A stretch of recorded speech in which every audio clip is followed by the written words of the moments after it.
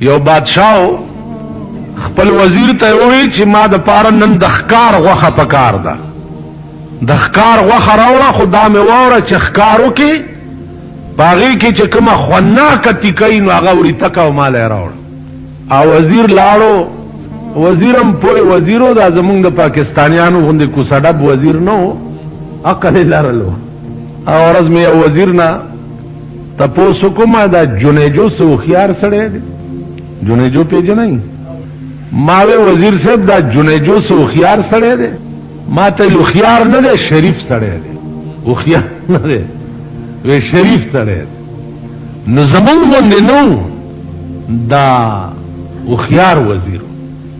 قابل او ذی فهم او ذی هوش وزیر. لاړو ښکار یې وکړ او دا ښکار جبه وریته کړه او بادشاه ته یې راوړه. نو بادشاہ ورته چې په ښکار کې خطی کا دا ده. اوس ښکار کې خو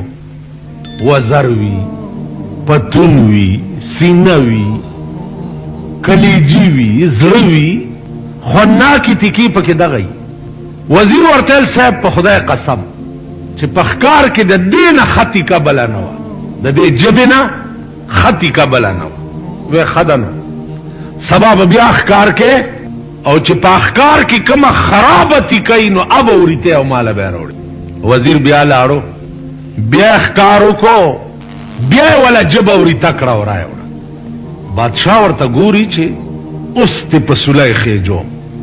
پرون مې چې درته ویلي چې خطي که پکې وریته که او ماله یې راوړه نو ام دې جبه راوړه، او نن مې چې درته ویلي چې خرابه تیکه پکې وریته که او ماله یې راوړه نو ام دې جبه راوړه.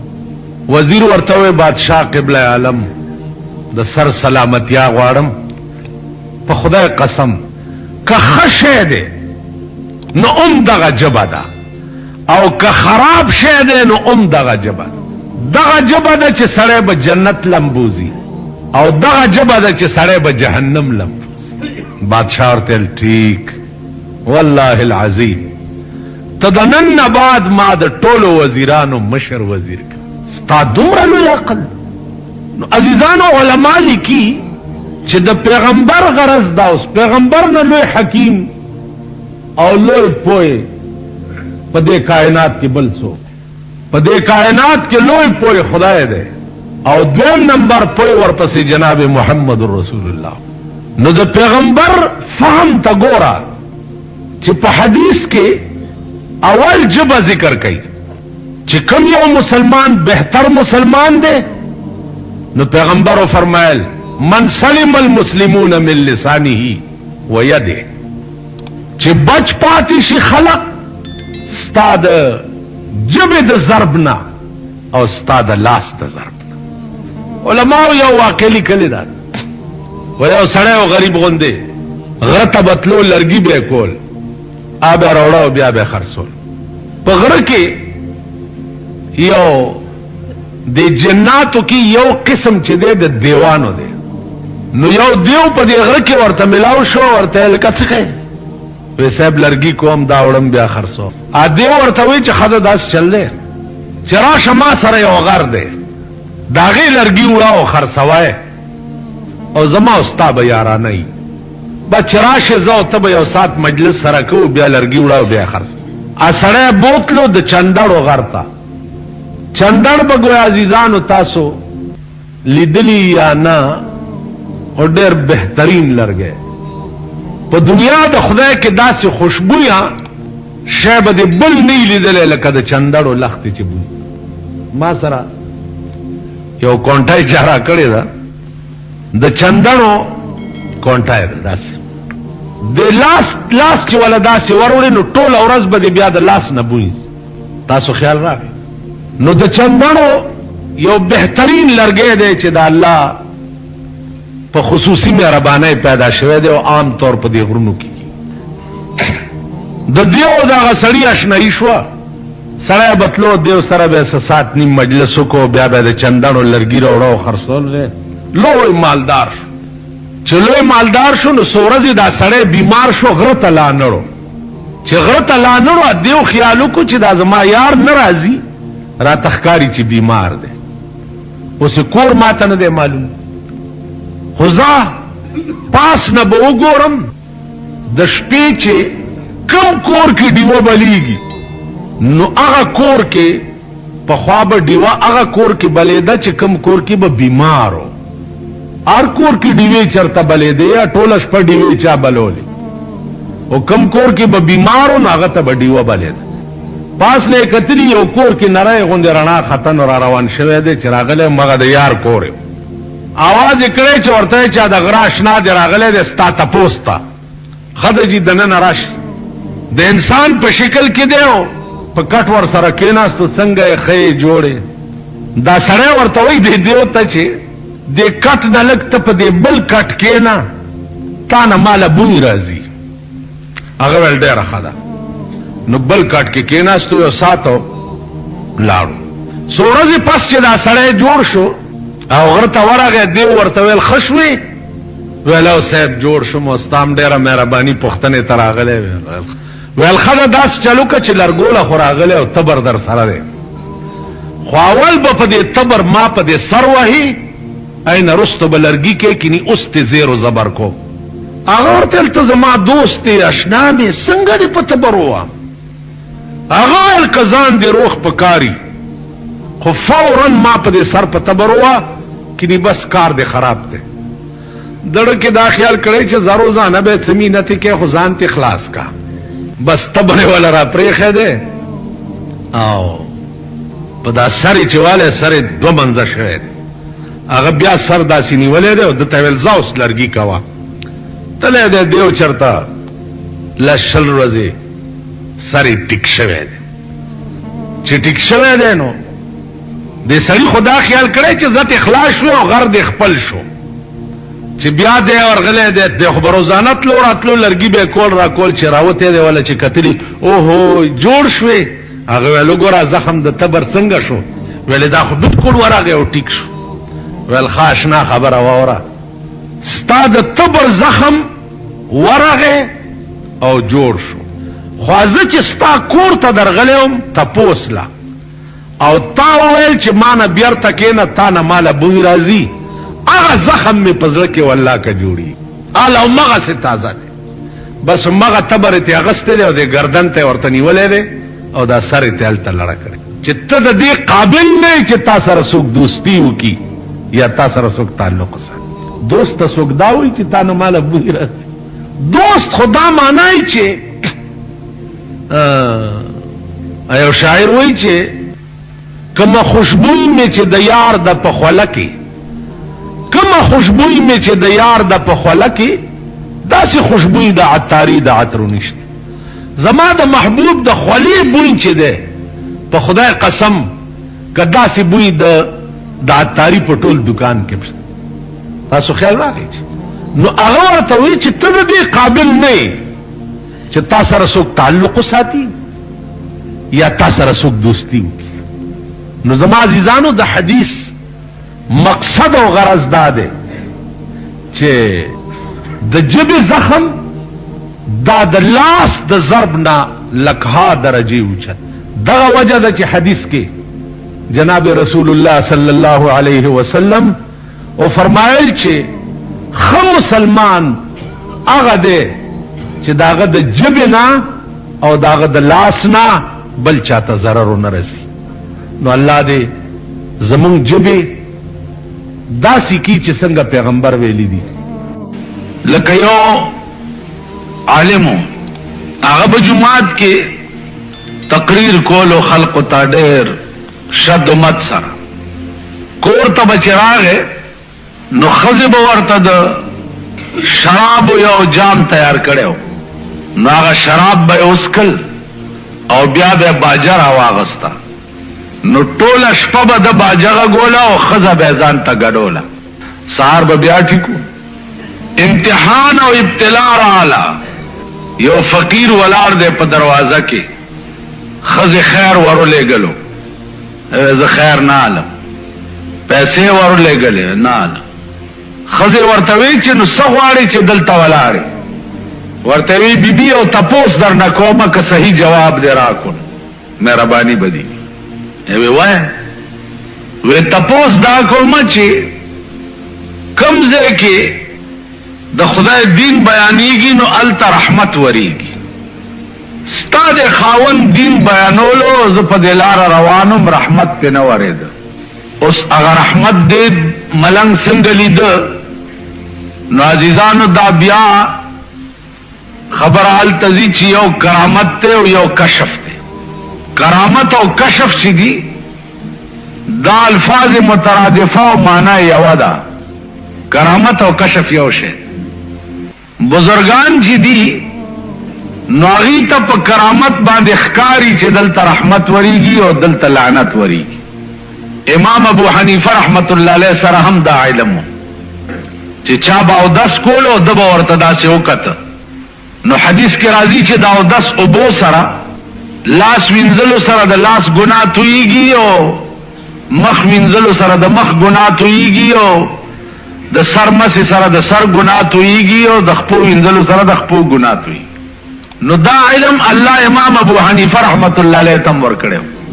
او بیا دعا وکړه چې خدای دا علم ما نه واخله، ځکه چې زه چاته ګورم او د هغه اودس کې ګناه وینم نو سړی راته سپک بیا ښکاري. نو د دې وجې نه د علم رانه لرې که چې ما ته د انسانان چې دي چې سپک ښکاره نه شي.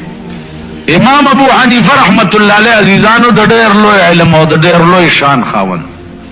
اگر چې زمونږ په دې پاکستان کې اره بلا شته دی خو یو مصیبت پکې دام دی چې امام ابو حنیفه متعلق به تاسو واورئ چې هغه تقلید ناجایز دی او د هغه علم دومره نه و، په حدیث نه پوهېدو. د امام ابو حنیفه رحمت الله علیه علم او محدثانه رنگ خود څه کوي؟ د هغه قیاس داسې و قیاس چې هغې ته به د خپل وخت مجتهدین حیران شو. اوس قیاس د ائمه مجتهدینو دا اوس یو بل علم دی. تپوس شو د علماو نه چې یو دوه کسه دي د شپې وده شو چې سهار را پاڅېده، په یو ملګري د شپې اودس اورېدلی و. اوس اوبه نشته چې دا یو پې ولامبي او دا بل پې اودس وکړي. او سوال دلته د سحر د منځم دی، منځ به څنګه چل کی؟ مسله دا ده چې اوبه نه تیمم به ووهي. نو تیمم خو دواړو ووالو. اوس بل سوال دا پیښ شو چې مخکې امامتي به څوک کوي؟ ما په خبرو پوهېږئ؟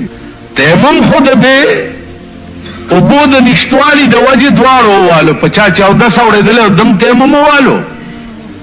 او څوک چې اس یو هغه هم تیمم ووالو. او سوال دا پیدا شو چې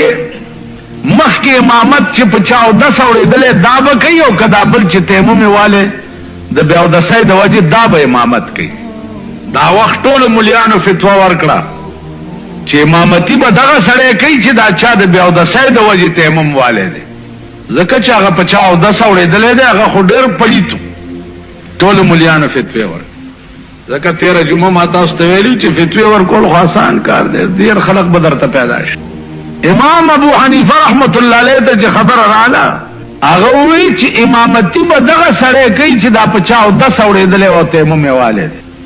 دا به مخکې امامت کوي. دا چا چې د بې اودسۍ د وجې تیمم والی دی دی به امامت نه کوي. اوس عقل دا وایي چې بھئی یو سړی هسې بې اودسه دی تیمم یې والو، نو د ده دا پاکي خو ښه ده په نسبت د هغه چا چې په غسل کې یو تیمم یې والي. تاسو عقل به هم دا مت کوئ. امام صاحب نه وجه تپوس وشوه چې هغه سړی به ولې امامتي کوي چې کوم سړي باندې اودس اورېدلی او تیمم یې والی. امام صاحب ورته وفرمایل چې کوم سړی چې په غسل کې هغه تیمم والو د ده دا طهارت په دې تیمم سره طهارت مستقله شو، دا کامل پاکوالی دی. او د بې اودسۍ د وجې چې تا تیمم والی دی دا ناقص پاکوالی دی، د عارض د وجې دته منځ پې روا دی. او جنوب چې تیمم والی دا طهارت مستقله دی.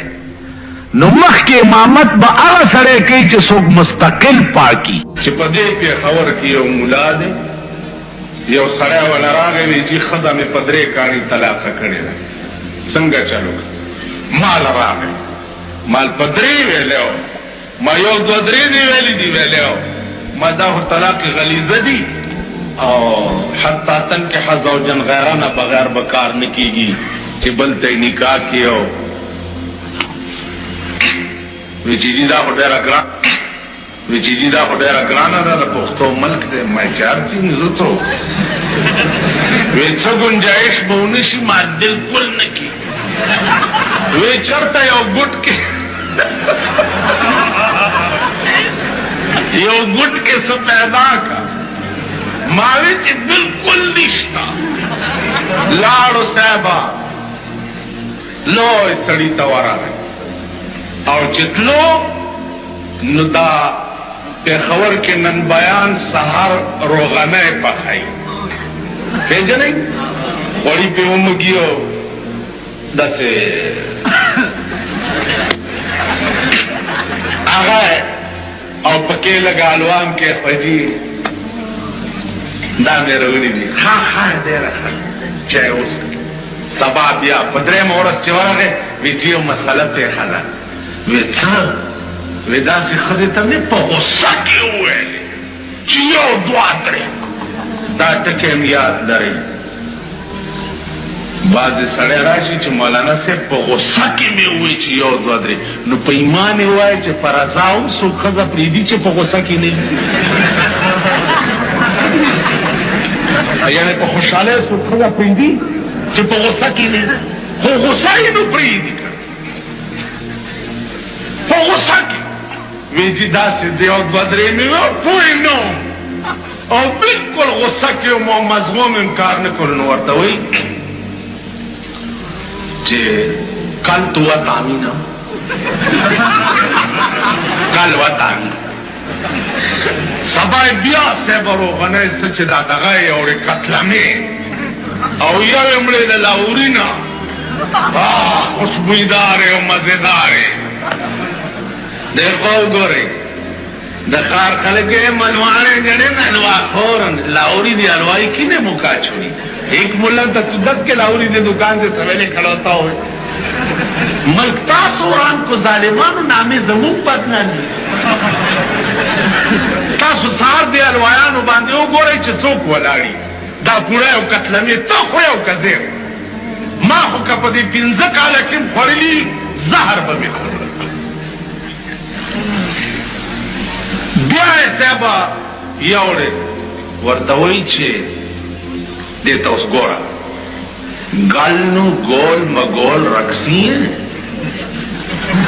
کسی نو کہہ نہیں